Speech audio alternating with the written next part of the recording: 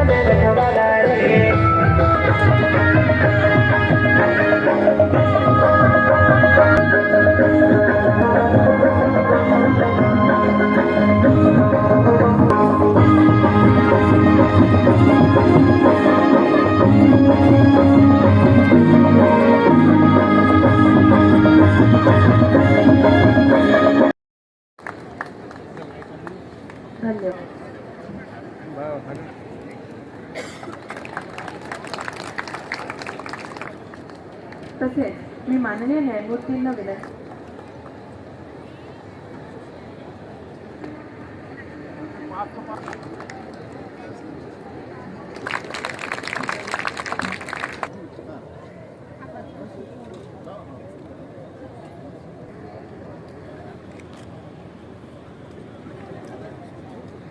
करण्यात येणार आहे। त्याकरिता मी माननीय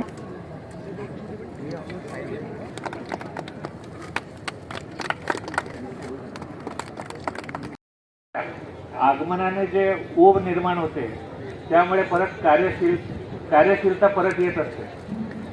तसं आता जे झालेलं प्रकरण आहे,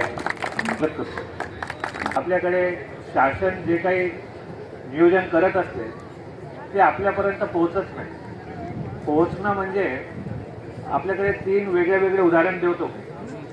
पहिला एक उदाहरण असं आहे की माननीय उच्च न्यायालयाने एक मेडिकल स्कीम जे आपले ट्रस्ट असतात, न्यास असतात, त्यांच्या मार्फत 100 जर बेड असतील तर 20% बेड जे आहेत अत्यंत गोरगरीब जनतेसाठी ठेवले आलेले आहेत।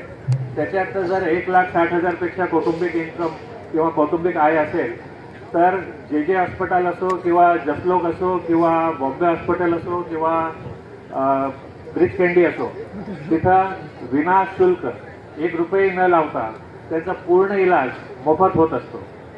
नाही त्याची माहिती नाही। तसेकडे थोडंसं जर वळून पाहिलं तर आपल्या लक्षात येईल की जेव्हा केव्हा काळा ढग असेल त्याला सोनेरी किनार जर असेल तर ते सामाजिक उपयोगितेचं काही काम असेल त्याच्यातनं ते बाहेर निघताना आपल्याला जे सोनेरी किरणं दिसू शकतात। फक्त त्याच्याकडे लक्ष देऊन पाहण्याची गरज आहे। त्याने ओळखीचे आहेत त्यांना इथल्या जे कोणती स्कीम आपल्याला माहिती पडेल त्याचा माहिती आपण सर्वांना द्यावी, जेणेकरून जे कोणी लाभार्थी असेल तिथपर्यंत या योजना पोहोचतील आणि लाभ कसा घ्यावा आणि त्याच्या योजना कशा कार्यान्वित होतील। प्राधिकरण नवी दिल्ली तथा महाराष्ट्र राज्य उच्च न्यायालय मुंबई यांच्या निर्देशानुसार जिल्हा विधी सेवा प्राधिकरण यांच्यातर्फे आणि शासकीय यंत्रणा यांच्या संयुक्त विद्यमाने आजच्या हा महाशिबिर महामेळावा आयोजित केलेला आहे। प्रदर्शन होत आहे, वस्तूंचे वाटप सुद्धा होणार आहे। साहेब, आज या पटांगणात दाखल झालेले आहेत. उद्घाटक म्हणून स्वागत करतो. त्याचिका केला जनमंचद्वारे आणि ते जमिनीशी जुळलेले आहेत. परंतु आता आम्हाला अशी एक हस्ती मिळाली की त्यांच्याजवळ आम्ही केव्हाही जाऊ शकतो न्याय मागण्याकरता. त्याद्वारे आम्हाला न्याय सुद्धा मिळाला. गोंदियाची विस्तारित मीटिंग पूर्ण झाली सर. न्यायालयाची सुद्धा इमारत पूर्ण होईल. तो या प्रसंगी सर आपल्या हस्ते उद्या होणार आहे. आणि सुपुत्र आहेत, गोंदियाचे सुपुत्र आहेत. आमच्या सोबतच त्यांनी प्रॅक्टिस केलेली आहे. आजच त्यांनी आदर्श उंचावला आहे. ह्या बारतर्फे जिल्हा वकील संघातर्फे चांदवानी साहेबांचं स्वागत करतो, अभिनंदन. तर आपण आमचे पालक न्यायमूर्ती म्हणून आपण भूमिपूजनाला हजर राहाल. कि भारत एक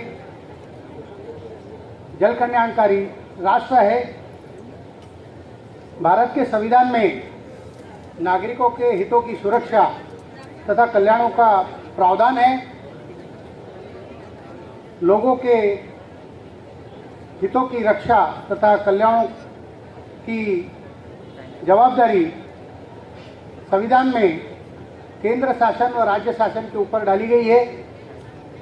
इसीलिए केंद्र शासन तथा राज्य शासन द्वारा लोगों के जन कल्याण के लिए बहुत सारी योजनाएं बनाई गई है. ये सर्व योजनाएं केंद्र व राज्य शासन के विविध विभागों के तरफ से, जैसे कि समाज कल्याण विभाग, जिला परिषद, पंचायत समिति, जिला अधिकारी कार्यालय, पंचायत समिति,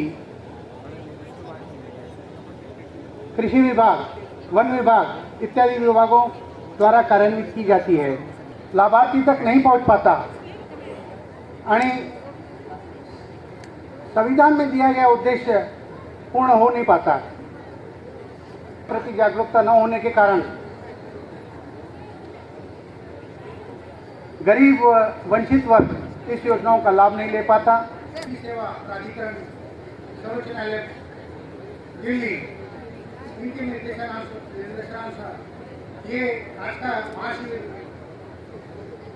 आणि सहायता मेळावा आयोजित किया गया है कि श्रमिक, कृषि मजदूरों, दिव्यांग व्यक्तियों, महिलाओं, युवाओं, वरिष्ठ नागरिकों, बेघर और पिछड़े वर्गों के लिए कल्याणकारी योजनाओं से जोड़ना, उनकी समस्याओं का समाधान करना, उन्हें कानूनी अधिकारों के बारे में विविध जानकारी देना.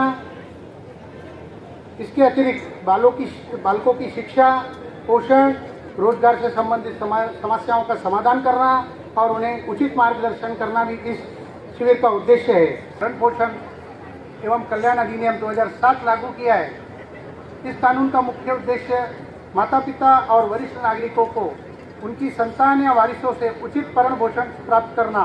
पिता को उनके बेटे या बहू द्वारा प्रताड़ित किया जाता है तो वे उपविभागीय अधिकारी के पास आवेदन कर सकते हैं. उनकी व्यवस्था, स्वास्थ्य सुविधाएं उपलब्ध कराना तथा उपेक्षा या उत्पीड़न करने वाले के विरुद्ध कार्यवाही करने का प्रावधान है.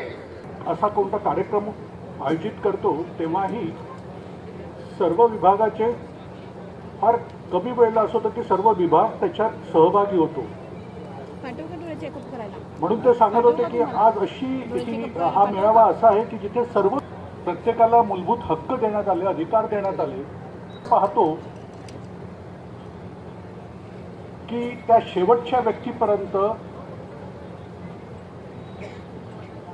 याबद्दल माहिती नाही आहे किंवा राहतोय.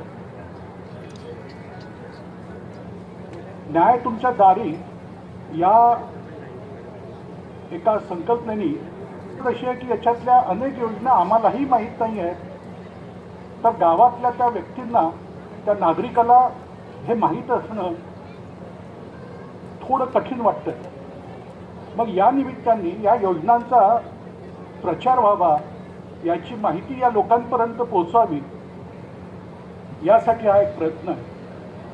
आणि पहिल्यांदा असं घडतं आहे अशा मेळाव्यांच्या माध्यमातून की आम्ही न्यायिक अधिकारी चार भिंतीच्या बाहेर निघून लोकांपर्यंत पोहोचून लोकांच्या समस्या जाणून घेण्याचा प्रयत्न करतोय आणि सोबतच तो सोडवण्याचाही प्रयत्न करतोय. अंतर कमी करणे, त्यांच्या समस्या जाणून घेणं. मी जेव्हा हायकोर्ट बार असोसिएशनचा अध्यक्ष होतो,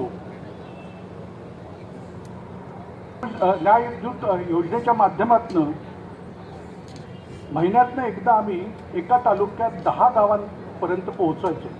ती 10 गावं आम्ही अशी निवडायचो की त्याच्या आसपासची 4-5 गावं पण तिथे लोक येऊ शकले पाहिजे.